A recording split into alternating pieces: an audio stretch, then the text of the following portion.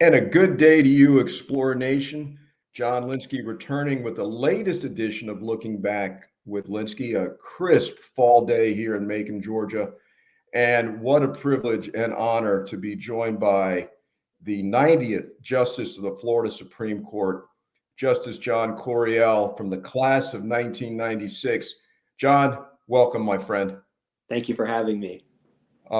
Trust me, the pleasure is all mine. We appreciate you taking the time out of your busy schedule to do this. And again, on behalf of the entire Columbus family, congratulations. We couldn't Thank you. I wouldn't be here without the Columbus family, so it's your achievement too. Yours personally, Mr. Lynskey. Thank you, John. Whatever small part I may have played, I do Not appreciate small. it. Not small. Thank you. Thank you. But, two things I must tell you. When I heard the news, the first thought in my head was what a classic American success story, the quintessential American success story.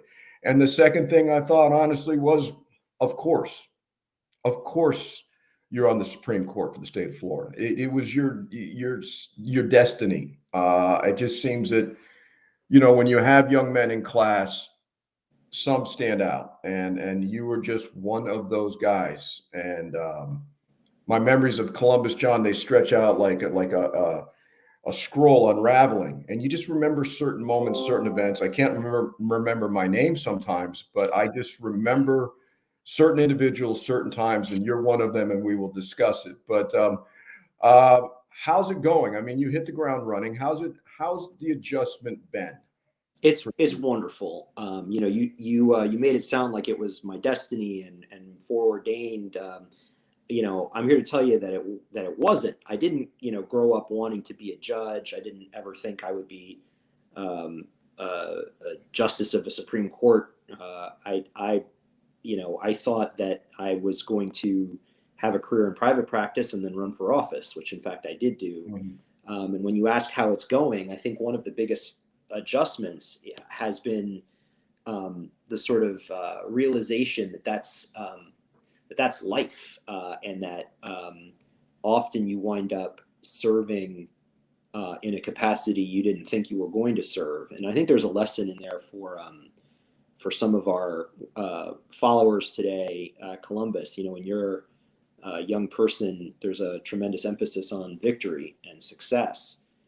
And especially if you're a high achieving athlete or high achieving student, you want to be victorious, you want to win. And there's nothing wrong with that. But one of the things you learn is that a lot of things that are victories come wrapped up as losses and disappointments. Mm. I lost an election in 2012. I lost an election in 2016. I very much wanted to be the U.S. Attorney for the Southern District of Florida in 2018 and 2019. That didn't work out.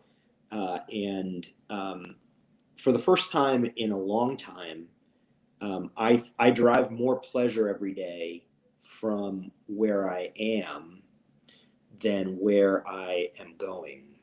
Okay. As a young man, as a Columbus student, I remember being very, very happy where I was, but I remember driving a lot of excitement from where I was going. Yes. That's well Uh, stated, John. and Yeah. and now I drive. The adjustment is principally that I derive a lot more pleasure these days out of where I am. Good. Good. Life's too short to be wanting or always striving for something else. To be gratified with what you have. That's awesome. And somebody asked me, "What do you remember about John?" What I remember about you, and this is why I'm not surprised by you being in the Florida Supreme Court, is that you were always a consensus builder. You were a leader. You brought people together, and the Columbus High School that you graduated from in 1996 was let's face it, a different type of place. It was a little bit more Wild West. It was a little bit on the shaky side at times, but you had an ability to form a consensus, and people looked up to you uh, from all avenues, and there were many avenues at Columbus, and that's what I remember, the consensus builder, the leader, the ability to speak to the everyman at Columbus. We have great memories of that. We were discussing before we went on, uh, Alex Trujillo, who is now our assistant principal and defensive coordinator. Through a very special deal made by brother Edmund Sheehan, God bless you, brother, you were able to get into my foreign policy class, the Vietnam class, but you got into the lower level Phase Vietnam. two. Yes, phase two. The only phase two course I took at Columbus.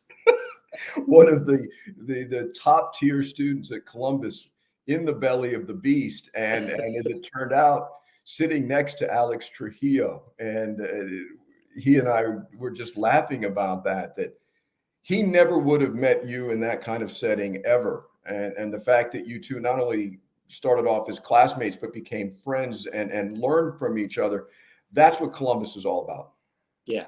I think that's part of the Marist mission, right? Like that, St. Marcelin Champagne, had a different vision of Catholic education. It wasn't about, the ethereal to the wealthy and the bright. It was, these villages in rural France needed education too in order for people to be functional in society, and this sort of percolates down to us as this mission of Marist education of truly engaging people where they are. Look, my dad. A lot has been said about my family in the last couple of weeks, and it should be said about my family because it's their achievement and their sacrifice. But my dad, came here more or less as an unaccompanied minor, and he spent 6 years in a refugee camp. And he had to learn a trade when he wanted to marry my mother, and so he learned how to install, sell, clean, service tile, and that's what he did. So I'm a tile salesman's son, and Columbus was a sacrifice for my parents. Sure. And it was tremendously fortunate that I landed where I did, because I think it exposed me to people whose parents were doctors and lawyers and professors, and people whose parents, like mine, were working people, and we all sort of had this meeting place where the Marist mission was real and palpable. I think from the outside looking in, I'm very proud of what Columbus has become in terms of its excellence academically with the Moss Scholars Program. Obviously, its excellence in athletics, which is, it was a great place to be an athlete when I was in high school, but now it's a national powerhouse. And so I'm extremely proud of what Columbus has become. But I think that the seed of that was present even when you graduated. I think it's always had that same Marist mission. Yeah, and to your point, how hard your family worked to allow you to get a Columbus education, you realized the value of that and you maximized it. And your desire to learn more was always impressive. I remember one day after class, we were doing the 1968 election and all that, and you just walked up to me in your very, easygoing way and said, "Tell me more about Bobby Kennedy." You just wanted to soak it all in from all different angles, all different influences, and you were like a sponge. And I know you love to read. Talk, particularly to our younger audience, how you see the importance of reading and having a broad perspective on things. Sure.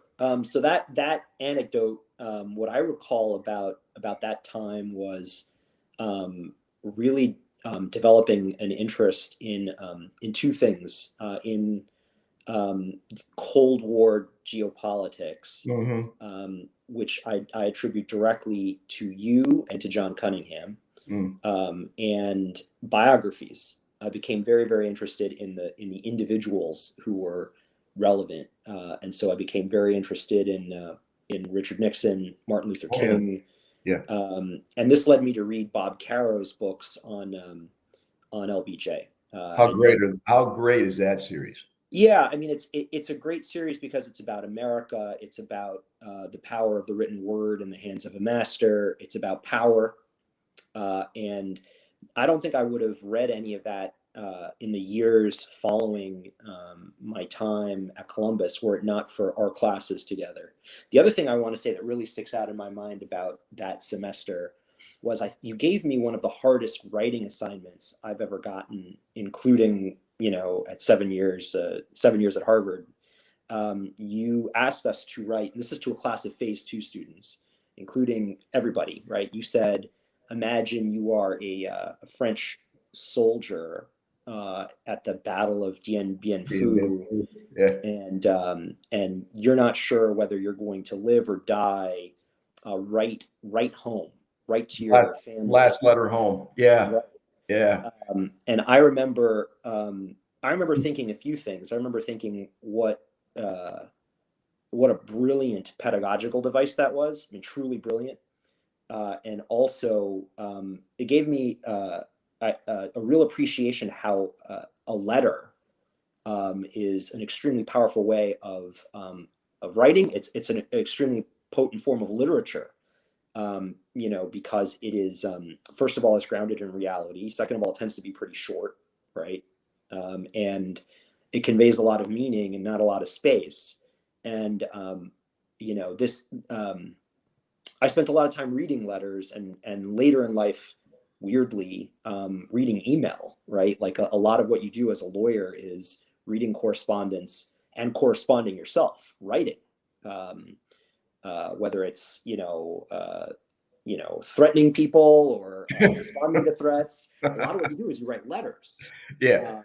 And the first time that I recall writing a real letter of the kind that I spent the rest of my life writing was when you told me to, as an assignment in that class. That was a great lecture, and that was a cool assignment. And I enjoy. The thing is, a lot of teachers find grading to be a drudgery, and it can be. But when you're reading creative things like that, that seems to be in the water at Columbus High School too. Creativity, spontaneity, humor. It runs through Westchester, and so I do remember those assignments very well. And I was speaking to my old classmate, teammate, dear friend Raul Garcia Quintero. I mean, let's face it, Columbus High School, to have one Florida Supreme Court justice is something. To have two is remarkable. It's Well, I'll tell you, I did a little bit of research. That is true of no other high school in the state of Florida, period, in the history of the state of Florida. Yeah, how about that? How about that? Obviously, they didn't vet Raul the way they vetted you. That's pretty clear. But thank God they didn't. But seriously, I was talking to him and he said, the one thing that John can do is write. He is a big fan of your writing. And I know you learned to write very well at Columbus High School. People like Nancy Husted, for Yes. example. Yes. Yes, Nancy. So before there was the Moss Scholars Program, there was something called Erasmus, Yes. which Yeah. was Nancy Houston and Brother Eugene would gather a bunch of people together on Tuesday nights at I think it was 6 or 7, and you'd all get together and you'd read stuff, and then you'd have to write about it. This was in addition to all the other stuff you were doing. And I remember Nancy Houston talking to us about Aristophanes, a play called The Clouds, and literally like crying, right? Because she was so moved at the expression of truth. The same thing with John Donne. I remember, Oh yeah. she Yeah. would teach John Donne through the lens of her marriage with her husband, which was a long and amazing marriage. And she would talk about John Donne's. I remember learning John Donne's The Anniversary, and she, of course, would recite it from memory. And it was like she was closing her eyes and picturing her husband as she spoke it, right? And when you meet people like that who feel that way about the written word, it has an impact on you. And so certainly Mrs. Houston, certainly Brother Eugene, Yeah. And probably most of all in terms of the way I actually mobilize the language, Fred Panzer. Oh, Dr. Panzer. Yes, indeed. Another molder of men, no Yep, doubt about that. I learned so much from that man, and a lot of it had nothing to do with English class, you that's know, right.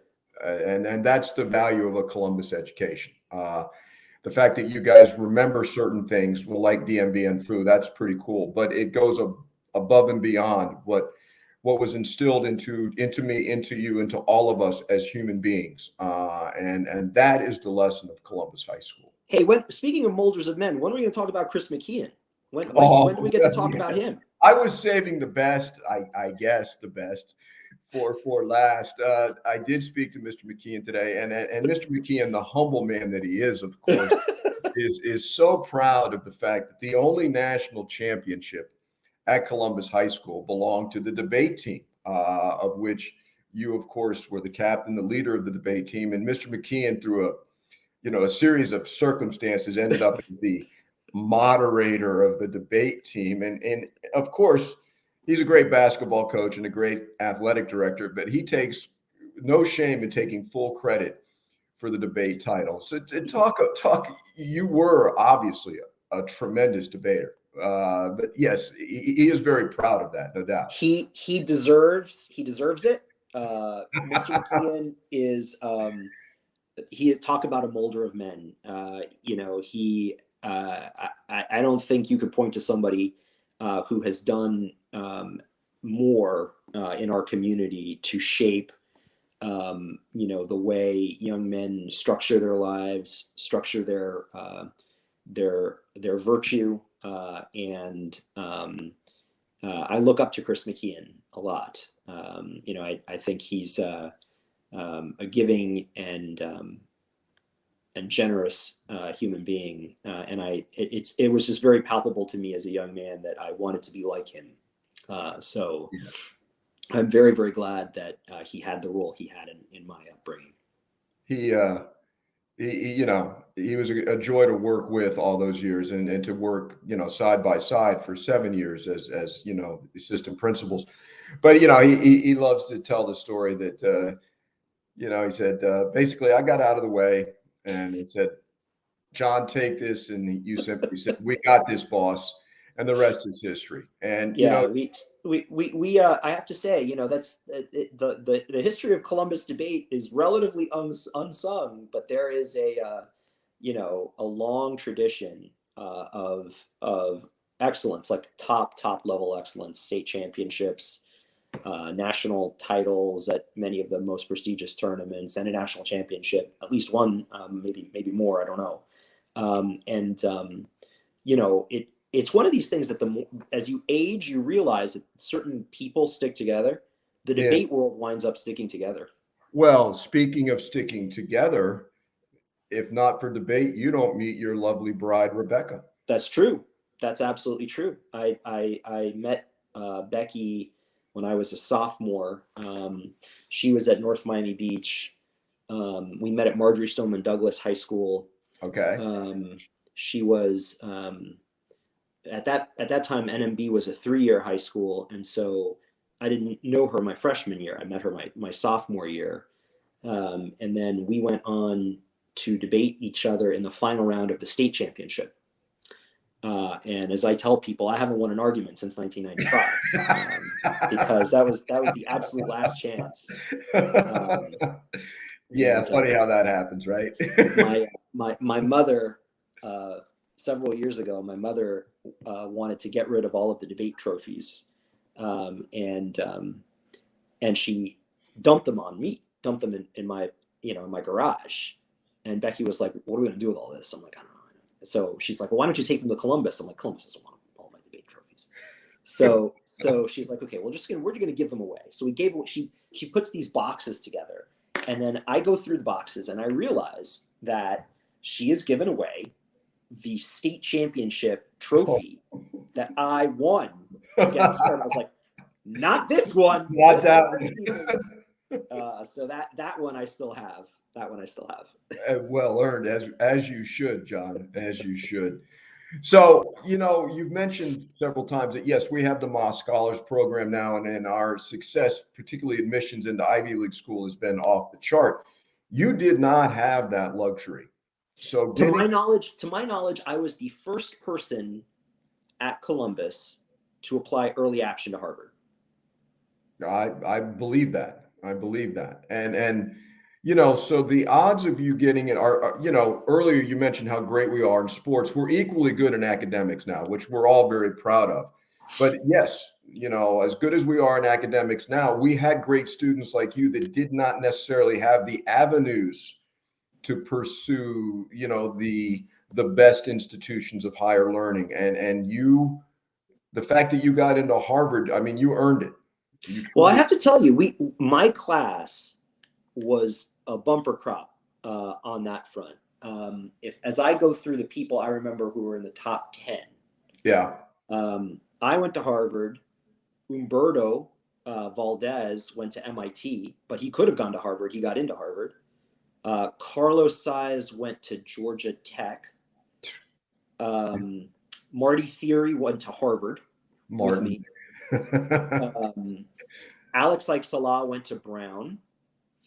Joaquin Blaya wound up going to the University of Miami undergrad, but then 4 years later, he's with me. He did a joint MD PhD at Harvard and MIT.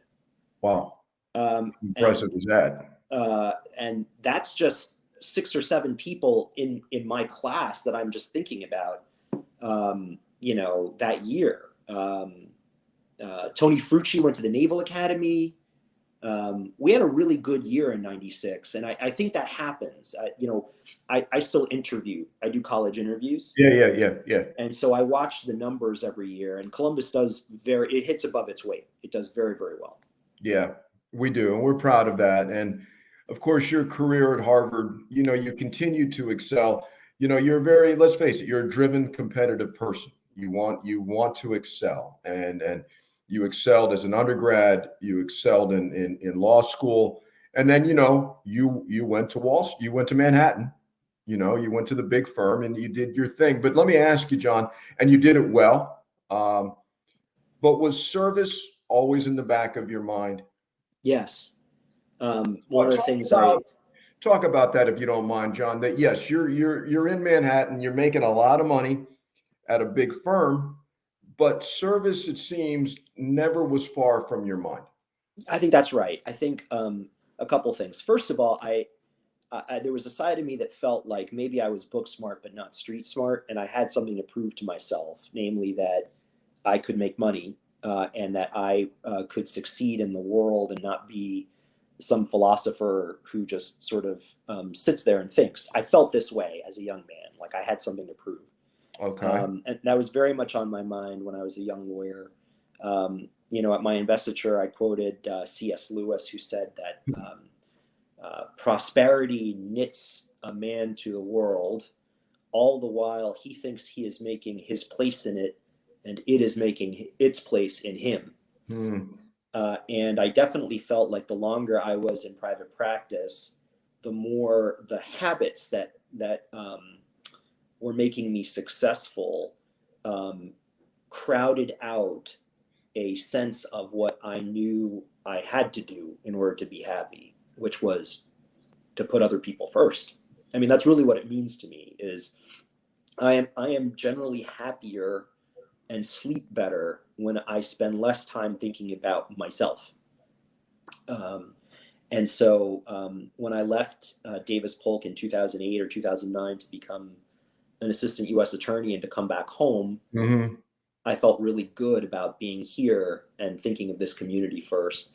And the same thing happened 8 years later when I left another Wall Street firm, Couriel and Kim, which, I mean, I have only positive things to say about both of those two places. I'm better because of those two places, but I knew that I was built to do something a little different than just that. Your time at the attorney's office, we ran. I don't know if you recall. We ran into each other on Lincoln Road one time, and we had a great discussion about everything you were doing, the Medicare fraud, the human trafficking, and I sensed something in you. There was a sense of satisfaction that you may not have had earlier, because you were literally taking your legal expertise and helping people. Yeah. You weren't billing people, you were helping people, and it Yeah. seemed to really lift you up. Yeah. I mean, sometimes you help people by billing them. Sometimes, like, Yeah. I don't want people who are listening to this get the wrong idea. Lawyers in private practice are problem solvers, and in our system do really important work, and it's okay for them to get paid. Go get paid, Of right? course. Yeah. We all want to get paid. Yes. The thing of it is that there's something very special about appearing on behalf of the United States in court. It is the scariest thing you will ever say. John Lynskey for the United States, Your Honor, and you really do feel it when you say it. It makes you, dot those I's and cross those T's about everything. It means that, before I put this FBI agent on the stand, she and I have gone through her testimony literally 100 times to make sure that she's not coloring the evidence in any way, shape, or form, that we believe everything, that we've, run the traps on everything, because there's a special obligation when you're an assistant U.S. attorney. And that was for me a very happy wait. Like, I felt that weight and it situated me. I felt like I was doing something important, because I felt the weight of representing the United States. And that was a very rare privilege. I love that office. The people who brought me home to work in that office are always going to be very, very special to me. Alex Acosta, Matt Menschel, Rick Del Toro, Randy Hummel. Those are all great. Gerardo Sims. One of the things I said at my investiture was that my dad got here in 1961. Florida's still segregated. It's still the South. Oh yeah, man. Absolutely. Well, what's not segregated is the camps that Monsignor Walsh is running. Those are integrated because there are Black Cubans and white Cubans and Cubans of every shade, right? Yeah. Well, one of the kids in the camps with my dad is his friend Jerry Sims, who's African American. And I have all these amazing pictures of my dad in the 60s running around Miami in an integrated group of people, right? Including Jerry Sims, who, as luck would have it, a generation later becomes one of my supervisors at the U.S. Attorney's Office. How about that? It's a really, the U.S. Attorney's Office in this town is an extremely important institution.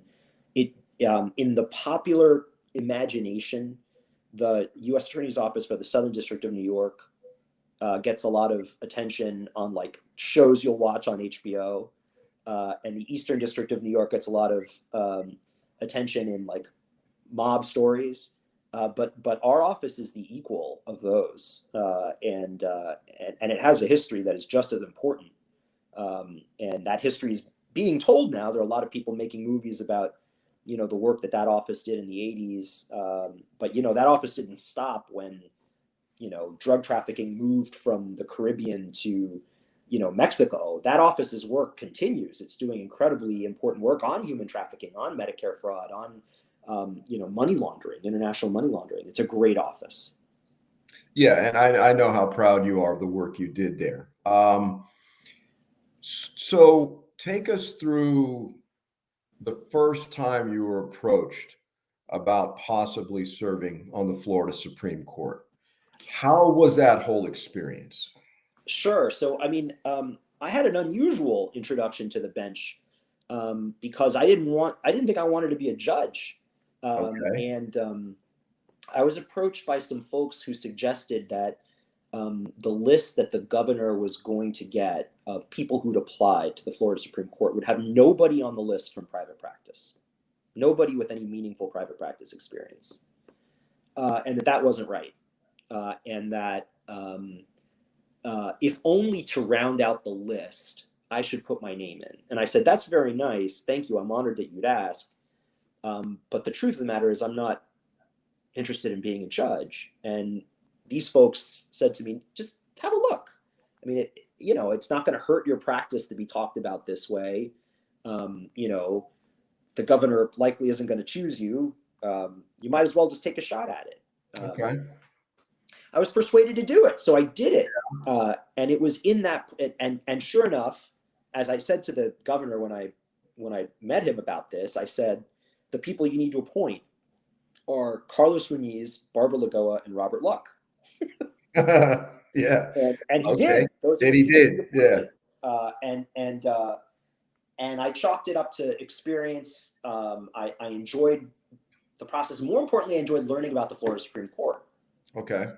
Then, of course, like 6 months go by, and I get a call saying, well, how about now? Because President Trump is going to nominate Barbara Lagoa and Robert Luck to the United States Court of Appeals for the 11th Circuit. Would you consider doing the job now? And the second time, I wanted it. The second time, I was like, listen, I have learned enough about the institution to know that it occupies a very strange spot in our government. It is a court that is a court of last resort. It is the last word on questions of Florida law. It is an incredibly storied institution. It also has a certain political role, right? Like in terms of mediating conflict between the political branches in our state, but also it has a tradition in our state's history of being populated by people who were governors or legislators or one of my favorite people in the history of our court is Justice Sebring, who wound up serving on the court at Nuremberg at the trial of Dr. Mengele. So it's a court that has a real political reality, lowercase p. I don't mean like partisan politics. I mean it occupies space in the republic, in our state government, in a way that was very, very attractive to me. But I didn't know that, to be honest with you. I didn't know that until I went through the process. Hard question to answer, perhaps. What has surprised you the most since you've been on the bench? Anything that you're like, wow, I didn't expect this? Yeah. Any particular thing? Yeah, I expected it to be a lot more monastic than it is. Like I expected I was going to have plenty of time to sit here and read cases and meditate on what the right answer is. And the truth is I have as much time as I need, but it's not like that at all. I spend a lot of time every day talking through issues with my colleagues on the court, with my law clerks. I spend a lot of time debating stuff internally with others on the court. It's an incredibly collegial group of people. There's a lot of press right now about the temperature at the U.S. Supreme Court, how people there do and don't get along. Our court is incredibly respectful of each other. The atmosphere is one of collaboration and collegiality, and we are all respectful of each other even when we disagree. I recently published my first dissent, and I was very nervous about that because I thought, I want the tone to be right. I don't want anyone to think that I'm being dismissive of the arguments that I disagree with. And the truth is, it worked out perfectly. Like the dissent is if you read the cases together, if you read the majority and the dissent together, you realize that there's like a dialogue between them that is really respectful of either side. And that is one of the biggest surprises to me, is the degree to which there is communication among the justices and collegiality among us. So a very pleasant surprise. Very pleasant surprise. Incredibly pleasant surprise. Yeah. That's great, John. Particularly, it's nice to hear that people of differing backgrounds, beliefs, whatever, can find a common ground of courtesy. That's nice. We can disagree without being disagreeable. I think there's something really important there for our republic. I have been a political person as long as I've been a person. Like I don't remember a time I wasn't interested in politics. I love politics. But I have never been as scared for our ability to talk through stuff as I am right now. It is really hard for Americans to talk things through. Yeah. I think on on a court, you have to talk things through. And one of the things I love about our court is that we talk things through in a respectful way, in a learned way. Like when I say respectful, I'm not talking about the tone of your voice. I'm talking about really thinking through the other side's position. That's an act of respect, right? Like really attempting to understand how a learned, intelligent person came to a view you do not agree with. That's an act of respect. Instead of a predisposed opinion already. Well, I'm not going to listen to him. I'm not going to listen to her. I got you. And I find that with my law clerks, it's one of the most important lessons of the clerkship is, they'll come into my office and they have, a position for which they want to advocate. I think the law is this. I think this is the way we should go. And I listen, and then I say, all right, now I want you to make the very best argument your opponent would make. Let me hear it. Nice. And that is, I find that is increasingly hard for young people to do. And that's a problem because not just for the legal profession, it's especially bad for the legal profession, because if you can't think the way your opponent does, you're going to lose, because your opponent is going to surprise you and you're not going to be ready, right? There is no victory without preparation in the law. You have to understand where your opponent is coming from. And if you can't do that, you're not very good as a lawyer. One day, John, down the road, I hope it would be awesome if you could take your life lessons to Columbus High School, because you would be an absolute natural with our boys. What you just said is a life lesson that everybody needs to hear. That was awesome. It truly was. And I know you've got a plane to catch. We could keep going for an hour. Here's another, because I'm a history guy, you're a history guy. If you could pick a couple people from history that you could sit down and have a conversation with that you just described, you may not agree with them or whatever, but just who would you pick? It's just sort of a random thing. There's no conversation like that happens without Abraham Lincoln. Nice. Lincoln for me is not just the greatest American, but a titanic figure of human morality and human sorrow, and he's one of the most human beings in our history, and so I would definitely want to talk to Abraham Lincoln about loss and wisdom, and our union and our republic and politics. It's also a damn fine politician. Yeah, absolutely. That's a good answer, John. He's on the list. Yeah. I'm a huge fan of we were talking earlier about biography. Mm-hmm. And I feel like one great thing about biography is you can study a whole era by just studying a person from that era. The past, they say, is a foreign country. And one way to visit it is to visit a person from the very distant past.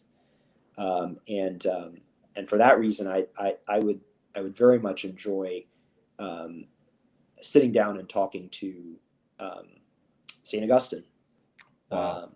And I think that having an a view of history that bridges the ancient and the early modern would be fantastic. To say nothing of being in the presence of a saint.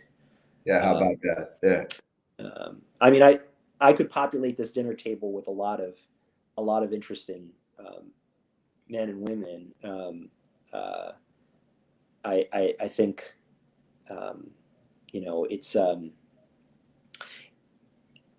it's just great to be able to talk to people somewhat through their writing, and so the people I know and who I admire the most are people with whom I've been in dialogue through their writing, through things they left behind. And so the letters of Lincoln are very important to me. The City of God is very important to me. The writings of Thomas Aquinas are very important to me. Yeah. John Rawls and John Rawls, a modern philosopher with whom I actually met Well, that's cool. Very important. But John Locke, and the authors of the Federalist Papers, Madison, Hamilton. I'd love to have them around the table too. As long as you're there with me, we could ask some pretty good questions. Hey, I'm there. I am there. Listen, it's been my honor, Your Honor, and from all of us at Columbus, thank you for serving the people of Florida, Justice Couriel. And I know you hear this a lot, but we're incredibly proud of you. And the fact that Brother Kevin was there and Tom was there at your swearing in, and JB Alamon, and what a great moment. And I look forward to going to Tallahassee. I want to hear some of these oral arguments, John. They're online. They're online. You can watch them. Yeah, but I want to be there in person, man. I want to watch it go down, and I want you to come to Macon. I will be there. I'm first of all, I'm very grateful for the pride and love that I feel from everybody at Columbus. But just as important as my gratitude is the fact that you guys share that with me, right? Like, I didn't do this alone. I didn't do any of this alone. I would not be doing this were it not for the men and women who taught me at Columbus, period. And so it isn't, and that's just not lip service. That's just a fact. Like, this is our achievement. And every day that I go to work, I carry with me the fact that so many people had something to do with what I now get to do every day. And thank you for paying it forward. And I know you will continue to do so. Hey, John, I have enjoyed this. Me too. It's always great to talk to you. I look forward to seeing you soon. And once again, I know you're busy. Thank you for taking the time to do this. It's my pleasure. Explore Nation, Justice John Couriel, class of 1996. I hope you've enjoyed this episode. This was a different one. This was a great one. Thank you, John. God bless you. And so, buenos tiempos, Explore Nation. Until next time, adelante.